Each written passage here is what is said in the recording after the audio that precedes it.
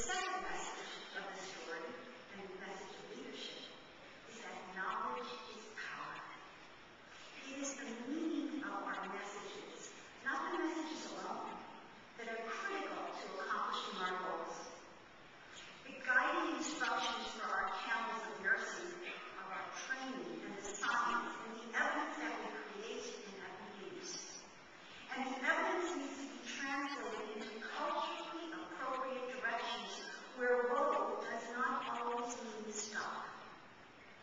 Leadership focuses on disseminating the evidence so that others know and understand how to avoid the cliffs and the potholes of disease, injury, and illness. Knowledge is our powerful weapon against the ignorance in the silent war against disease that we fight each day. The third message of the story is the importance of the environment and the context in which we drive the mission of nursing. We need to know and to understand where the cliffs and valleys are so that we're not vulnerable to falling. Even the three wise men of ancient times traveled in caravans as they journeyed toward the star with a vision of hope. Leadership is about working together. It's about forming